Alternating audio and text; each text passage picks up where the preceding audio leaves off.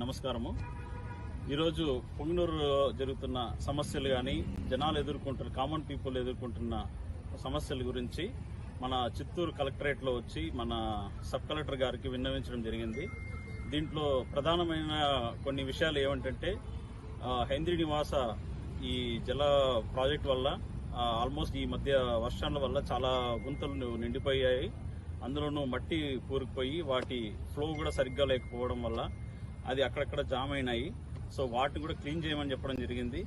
At the same time మన పొంగనూరులో almost ఒక 2500 or maybe in and around 3000 students daily మన చుట్టుపక్కల విలేజెస్ కి వచ్చి వెళ్తుంటారు. అలాగే కామన్ ప్యాసింజర్స్ కూడా వచ్చి వెళ్తూ ఉంటారు. ఇలాంటి ఇంత పెద్ద పొంగనూరు మున్సిపాలిటీ అయింది.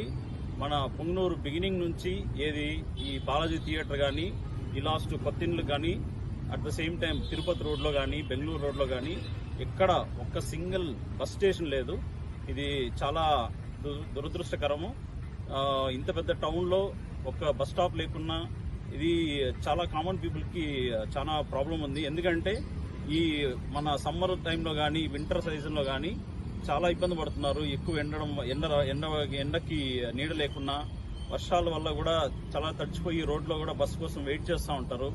సో ఇలా కామన్ పీపుల్ కోసము ఒక్క బస్సు షెల్టర్ కూడా లేకపోవడము చాలా బాధాకరము. సో ఇలాగే ఇంకోటి కూడా ఏమంటే రిక్రియేషన్ సెంటర్స్ కానీ చిన్నపిల్లల కోసం ఆడుకోవడానికి పార్కులు కూడా లేవు. సో వీటన్ని గురించి కలెక్టర్కి విన్నవించుకోవడం జరిగింది. సో తను కూడా పాజిటివ్గా రియాక్ట్ అవుతూ అక్కడ ఉన్న అథారిటీస్కి చెప్పడం